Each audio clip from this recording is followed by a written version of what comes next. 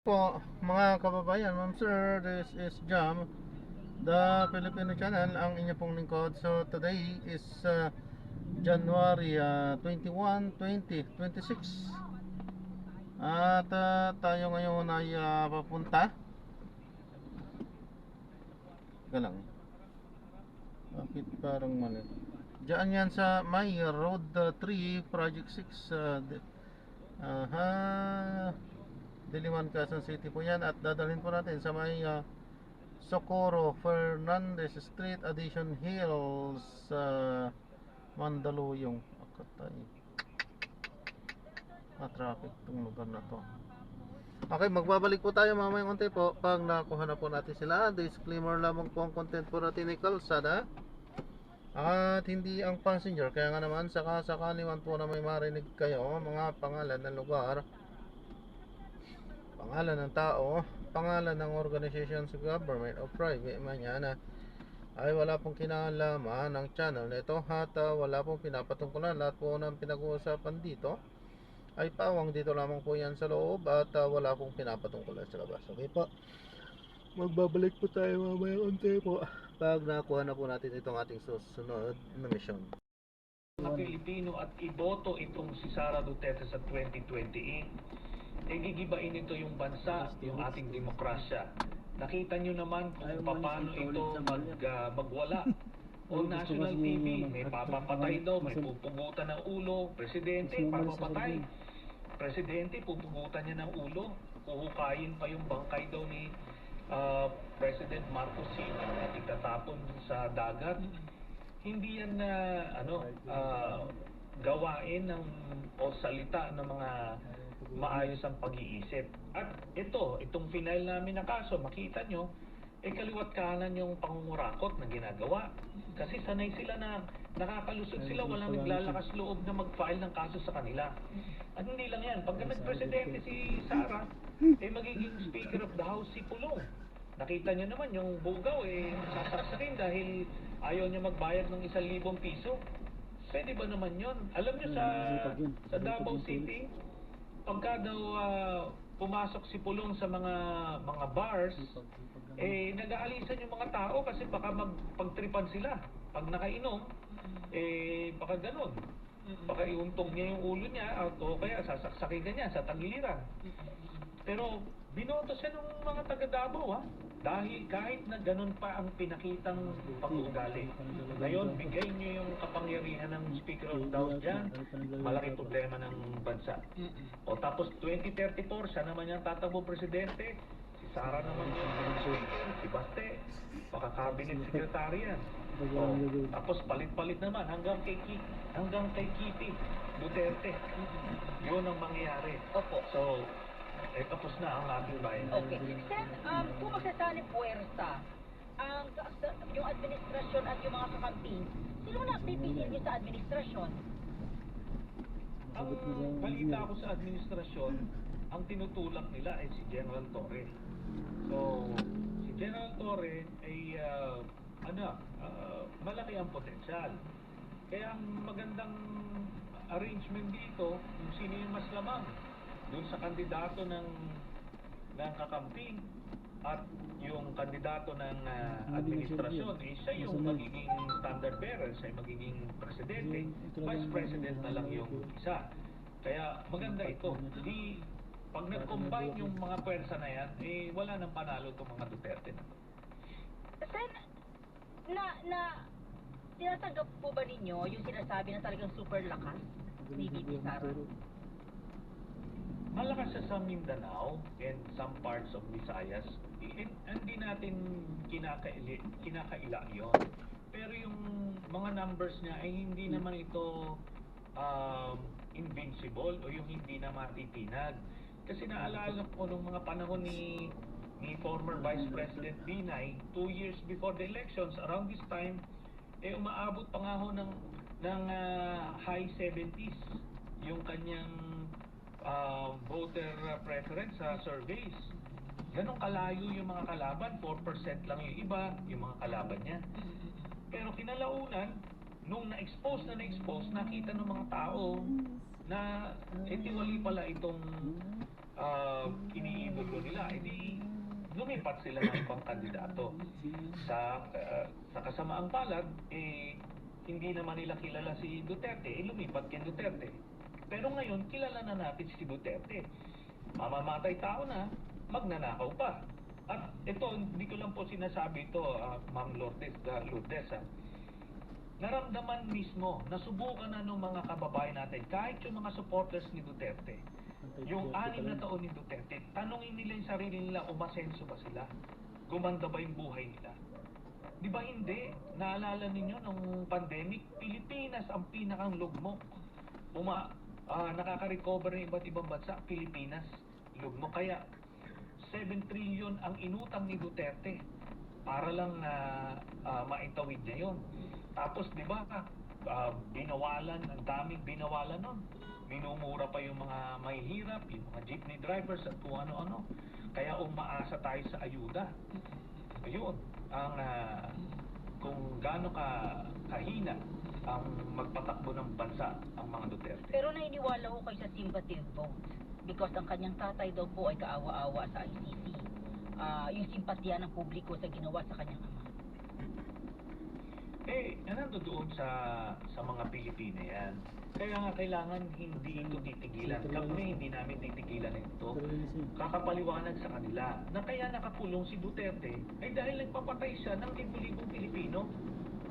Di ho ba, kung ako madiskubre nyo na may pinapatay akong isang tao lang, ipopoto nyo pa ba ako sa pagka-presidente? Ito harapan ina-announce niya na patayin nyo. O sino-sino yung mga pinatay? Hindi naman nila nag-test man lang. Nanguso-nguso lang, patay na. Gusto ba yung mamuhay sa ganong klaseng environment again? Ako nakita ko na. Kawawa, ang dami nagsusumbong na mga pamilya no na natatakot, hindi makalabas ng bahay. Tapos yung mga mahihirap, pinapasok lang ng mga pulis dahil nga may kota 10,000. 10,000, 20,000 ang presyo kada ulo pag pinatay, babayaran sila. Di ba? Ayaw nyo nun. I am sure. Yung mga iba dyan ay nagbubulag-bulagan na lang. Pero hindi natin papayagan. Sen, ano po ang inyong mensahe sa ating mga tagapakinig ngayon? Dahil mamaya marami ho mga meme na lalabas na naman. Storya regarding sa final nyo, atake sa'yo at sa inyong kasama. Ano po ang inyong mensahe sa publiko? Tayo naman po ay nananawagan sa mga kababayan natin. Buksan nyo lang po yung inyong pag-iisip. Tignan nyo po yung aming mga aligasyon. Hindi po ito gawa-gawa lang. Kasi pag gumawa kami nag-invento kami ng aligasyon at final namin yan sa ombudsman, pwede kaming makasuhan ng perjury at kung ano-ano pa, falsification of documents. Pwede kami makulong dahil dyan. So, ito naman, ang inyong lingkod, nakita naman ninyo yung mga inaakusahan natin noong pa, kinalaunan, totoo. Hindi naman po natin to ginagawa dahil nag-trip lang tayo. Importante po na mapanagot natin yung mga leader natin na nagsasamantala ng kapangyarihan. Yun po. Sen, maraming salamat sa inyo. Mabuhay po kayo. Magandang hapon. Magandang hapon po. DCXL. Salamat ho. Napakinggan po natin si former Senator Antonio Trillanes. DCXL. At may kaugnay sa panibagong kasong inihain plunder at graft laban kay Vice President Sara Duterte. So mas malawak po ngayon kasi isinama na yung mga umano'y katiwalian ng Vice Presidente nung siya po ay alkalde dyan po sa Davao City. At ito po ay personal na iniapila ng grupo ni Ginong Trillanes at ng isang grupo pa rin, isang non-government organization sa ombudsman na tutukan na ito. Kasi yung unang plunder case, parang natutulog na, ano po? So, ito tutukan na kasi yung Bong Revilla nga raw, ang bilis lumabas, may warrant of arrest, non-bailable. Dapat tutukan din po itong sa Vice Presidente. Yung mga depensa, inaasahan na po yun, yung kaya nga confidential fund, hindi mo pwedeng sabihin kung sino na pagbigyan mo ng pondo. Yung iba pang mga isyong politika lang yan, ay ay depensa na lamang daw po yan ng kampo ng Vice Presidente. So may mga binanggit din po, reaction sa impeachment ng Vice Presidente, reaction sa impeachment ni Pangulong Marcos, at birthday ni Senator Bato de la Rosa. Maglabas ka na para sama-sama na kayo doon. Oo. Para hindi na mahirapan daw si dating Pangulong Duterte doon sa daig, no? Ito gusto ko lang, yung Peter, ito na binanggit na yung nilalaman ng meeting, di ba? So, hindi na tatakbo si Ma'am Lenny at si Kiko Pangilinan. So, ito mga pangalan, Bam Aquino, Rizal Severos at General Nicolas Torres. So, sa tatlong yan, sino ang magpipresidente, pinakamalakas, at syempre susunod siya po ang Vice Presidente. So, ibig sabihin, inamin po ni Senator Trillanes na nag-ano na sila, tawag dito, pupwesto na sila. Oo, mahirap nga naman kung bigla kang pupwesto at ilang araw na lamang po ay eleksyon na. At may inala din kung nasaan etong si Senator Bato de la Rosa. Ito may bago, sabi dito. By July, mag-file siya ng ethics complaint laban kay Senator Bato de la Rosa kapag hindi pa siya humarap or nagpakita diyan sa Senado. In fairness, alam niyo po, kay Senator Trillanes, aminado siya, no? Na talaga malakas si BP Sara. So, inamin niya, no? Malakas. Kaya nga pumipwesto na rin yung mga kalaban niya, di ba? Pero yung kanila apila sa publiko, bakit sila nag-file ng mga ganitong kaso? Ito yung hindi gawag.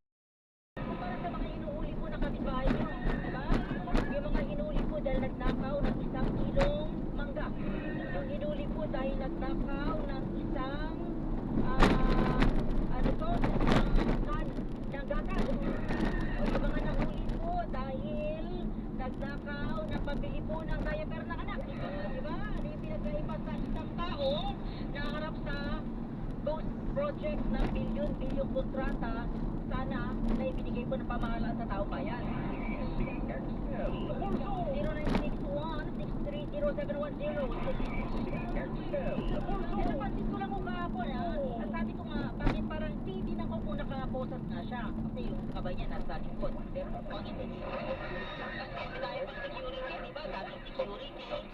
Siyempre, dahil sabi nga nung isang official ng PNP, rockstar na rin. Ano sabi niya? Ano sabi niya? Nung siya? General pa naman sa Sir. Sir, maganda ba yung pangangatawan? Fit ba? Si Pogi? Si Senator Revilla? Siyempre, action star yan eh. Kapag ganito yung mga pulis talagang obvious na nanonood eh. Baka pag walang camera, sir, baka pwedeng autograph naman yan, sir eh. Hindi, pero kung napansin ko parang malamya, no? Pangalawa, naalala ko lang yung Malacanang nuknuka ng yabang. Diba, nung nahuli yung mga pipitsugin, sorry ito yung pinaka-term ko dyan, yung mga pipitsugin sa kaso ng flood control, abay sila ang naglabas nung mugshot. Oh, grabe, talagang pinagmalaki pa ni Pangulong Marcos. Sabi ko naman sa inyo bago ang Pasko eh. So, pinagmalaki.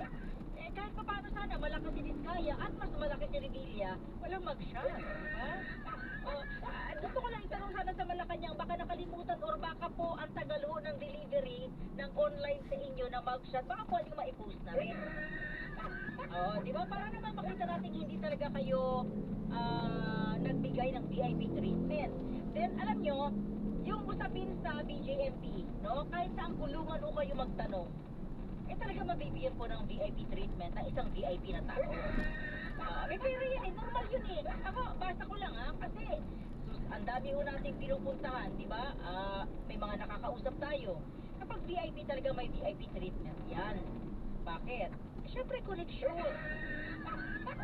Kahit yung mga bilanggo, sa term ko yung mga PDL, bibigyan nila ng special treatment yan kasi makikinabang po sila doon. Paano? Do you think kanina ang pagkain daw ni Bong Revilla kanina ay petshay? Petshay ba? Petshay. Tama ba ako sa pronunciation ko, Jen? Petshay. Si Petshay yung tao yun, di ba? Petshay. Oo. Sarap yun Ito ang QC male dormitory kung saan po si Ginoong Revilla may 3,600 plus to 3,612.21 na mga PTL. So, nadagdag po silang 4 or 5 kahapon, di ba? So, dadagdagan na sa 3,600 plus pa rin. Ngayon, ang bawat isa ho ay mayroong budget na 100 piso para po sa kanilang pagkain umaga. Alam niyo, social nga 4 na beses pala silang kumakain. Oo, 100 pesos per, sinawin ko lang 100 pesos per day per head. So, meron silang breakfast, meron silang tanghalian, meron silang merienda. Oh. At meron po silang hapunan. Ito pa, meron silang dietitian. Kung ano yung, syempre para maging maayos yung pangangatawan ng ating mga PDL. Di naman pwedeng gutumin yan, di ba? Saan yung papalibate yan, check talaga. Bukod sa may dietitian, meron pong food, hindi ko alam ang pinaka-term siya yung nagpo-program ng pagkain ng mga PDL. Hindi porke yan po yung nasa loob, hindi pa kakainin ng wasto, no? Para po healthy rin yung pagkain maibibigay sa kanila. Bukod doon, ay may may programs, no? Maglilinis sila, hindi sa labas, bawal yung tatakas yung mga yan. Meron silang organization like sa isang selda o ikaw maglilinis. Hindi ko lang alam kung si Pogi mauutusan mo yan. O ikaw maglilinis, magpapaganda rin sila ng kanilang mga selda. Tingnan nyo, bago po yan. Yung piita na yan, konti pa lang yung tao, malinis pa, mabango pa. So, para may exercise sila, alam nila yung obligations nila, responsibility nila. So, hindi yan yung sa iniisip po natin sa mga palabas, though totoo naman, yung ibang kulungan talagang overcrowded, no? Napakarami, hindi na halos kumasya, marumi, maamoy, mabaho, no? Pero sabi kanina, may maglilinis dyan, sila. Sila mag-uusap kung sino maglilinis, sino mag-maintain ng kalinisan. And mayroong oras na sila po ay lalabas sa loob din po ng piitan para po mainitan, makapaglaro-laro. Itandaan nyo lang kung yan tatabi ni Pogi, talaga. Ay, ikaw pa naman meron kayo ganyang kasikat, Kibuloy, sino pa? Pogi, si Jinggoy, matatagtag pa yun, di ba? I mean, pag ganyan kasikat yung mga nakapiit sa isang piitan, talagang magbibigyan po ng yan, na atensyon. Ngayon, yung BJMP parang sumusobra rin lagi yung mga statement, no, na patas po yung oil. Very good naman yun, di ba? Bawal po yung computer, bawal po yung cellphone individually sa loob po ng mga selda. Meron po yan kapag mag-idalaw, may e-hearing, no? Hindi po i-burol, kasi talaga. Oo, so e-hearing. Kaya lang, umalpak yung BJMP ngayon. Oo, sabi nila bawal yan. Wala pong ganyan Hindi po yan, hindi po pinapayagan. Ito pong vlogger, yung Russian vlogger na sinusukan ng Russia at ng Amerika. Hindi siya tinanggap, ayaw na siyang tanggapin. Ano pangalan niya? Vitalyano? Ano pangalan? Vitaly, no? Oo, di ba? Yung vlogger na Russia na na pabida-bida yung makulit, di ba? Nakalaya na. Tatulado yun, nakalaya na, nakauwi na. So, nandito pa siya, bait-bait, di ba? Talagang may kamay-kamay pa sa mga authorities natin, di ba? Pagtungtong niya po sa Russia, mga kasama dyan, sa Russia with love. Abay, nag-post na po siya 3 hours ago, nag-post sa Twitter. Nag-post po siya sa Twitter niya. Sa Twitter account po, nag-post siya ng mga larawan. Yung larawan po ay mga video at picture na kuha sa loob ng selda. Eto na sinasabi ko Kaya minsan masisita mo talaga yung BJMP Iba talaga yung salita sa tinitingnan at kinakampihan. Hindi ko alam, baka isipin ng iba, sige sir, para pag pumunta ako ng Russia, bahala ka na sa akin nakapag-post po siya, dala niya yung camera. I don't know kung camera yun or cellphone. Paano siya nakapag-post? Siyempre, nasa Russia na siya. Ang point ko lang ito, paano siya nakakuha ng picture sa loob mismo ng piitan, at nakapag-video pa sa loob ng piitan na yun po ay kanyang content sa kanyang social media account. O, tapos sabi ho niya, no, ano, sino nga yun, si attorney, sabi ni BJMP, bawal ho yan. Hindi ho pinapayagan yung mga cellphone, yung mga internet or anuman na gadget sa loob. Hindi ho pinapayagan yun. Pero paano may papaliwanag yung nangyari kay Vitaly? Na yan po yung hatulado, pero napaprogram at na-data niya through cellphone or video yung kanyang ginagawa sa loob ng piitan. Siguro mas mainam na alamin ngayon ng BJMP. Sir, baka pwedeng umikot ka ng mga tao nyo dyan, sir, no? Pangpalitan. Saan ba saan ba nakapiit si Vitaly? Sa ano yata ito? Sa Taguig. O saan ba niya siya nakapiit? So, baka pwedeng palitan yung mga naandyan. Kasi lumitaw ngayon, no? O hindi kayo na-isave, no? Ginagawa niyang Diyos sa loob. Ngayon, nilaglag kayo sa pamamagitan ng mga videos at photos niya na inilabas na pinapayagan pala siya at pinayagan siyang makagamit ng kanyang gadget sa loob mismo ng bilangguan. Nakitang-kita po sa kanyang account at makikita po yan ng buong mundo. So, sino sa piitan kung saan po siya nakakulong? Yung warden. At si warden naungusan. Warden, mukhang naungusan ka ng iyong mga tauhan, ha? At napayagang gumamit ng cellphone o ng camera itong vlogger. At yan po inilalabas at pinakikita niya po ngayon sa buong mundo. Sabi niya, matapos daw siya kagatin ng daga, o nilamok-lamok daw siya. Buti nga, buhay ka pang lumabas eh. Diba? Matapos daw siya kagatin ng daga, nilamok-lamok daw siya, pero buhay pa raw siya. Dapat tumagal ka. Dapat kung gusto mo talagang hindi ka na buhay may uwi sa inyo, dinagdagan mo pa yung kaso mo. Diba? CXL, pulso ng Metro!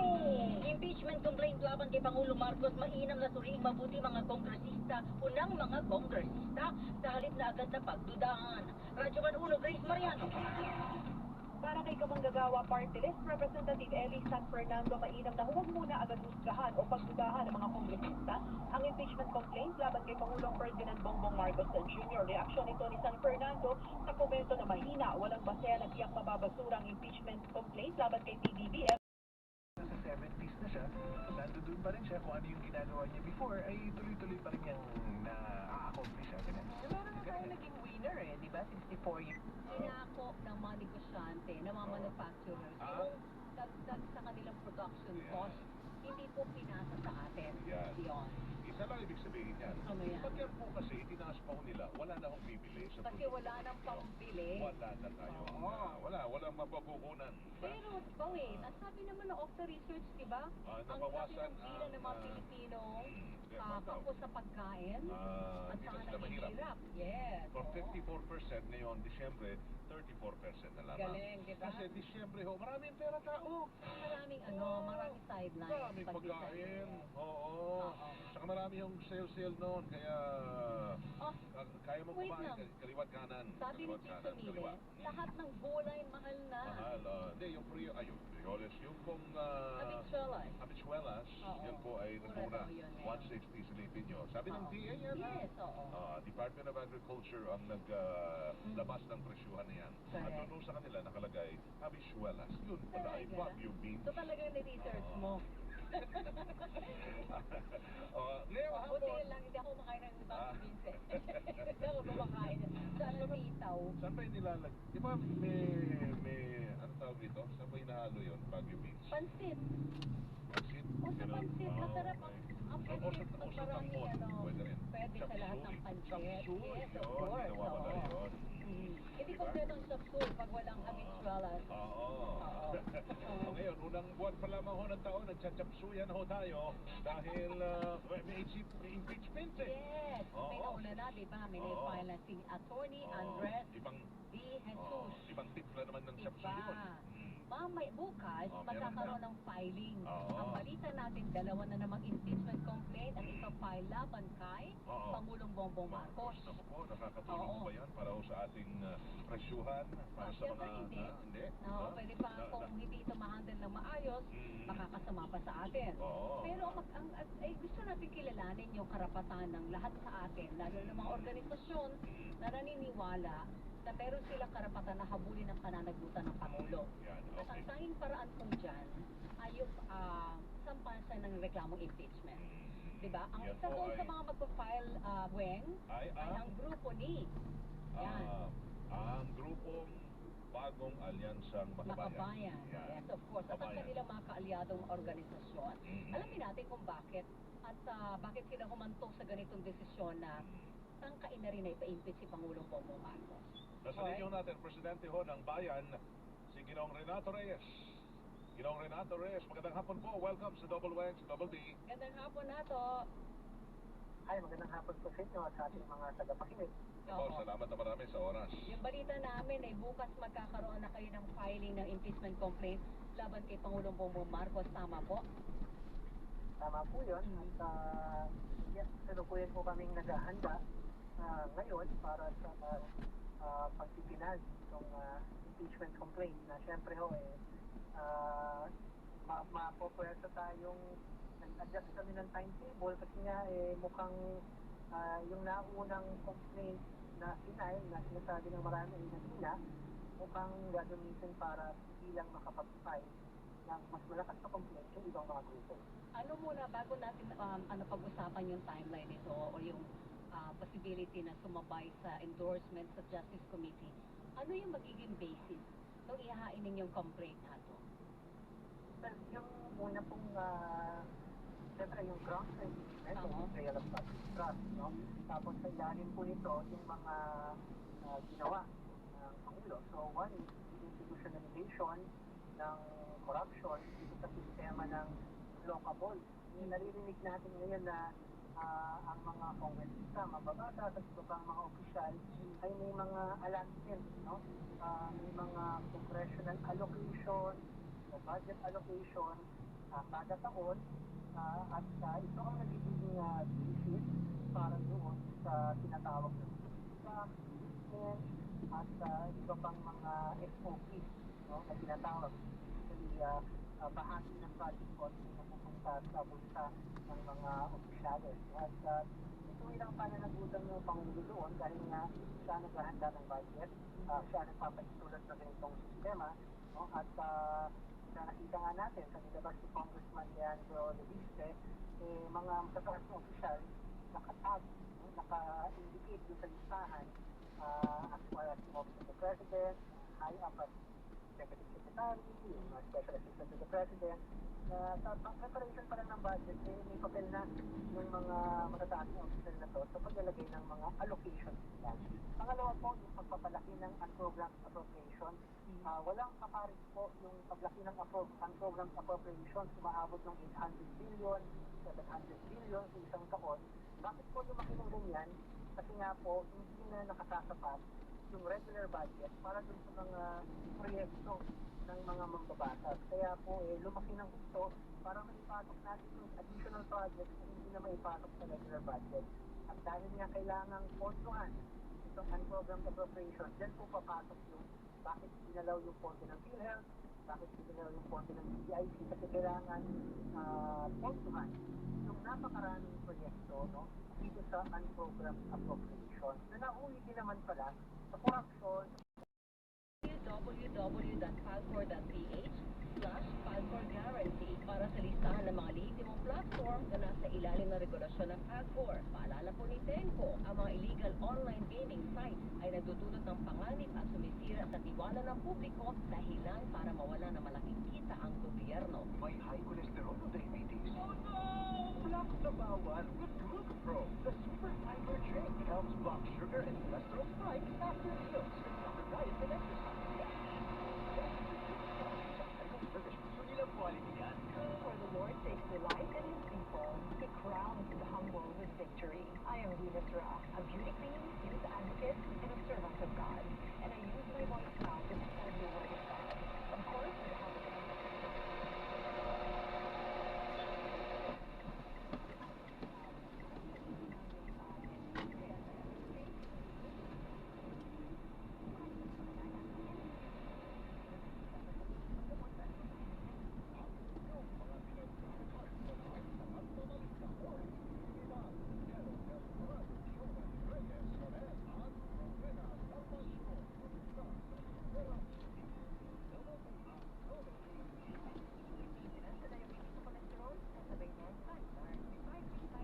po din sa may mga.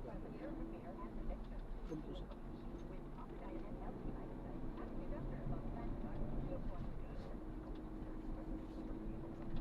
Mangga? Diyan po sa may mga.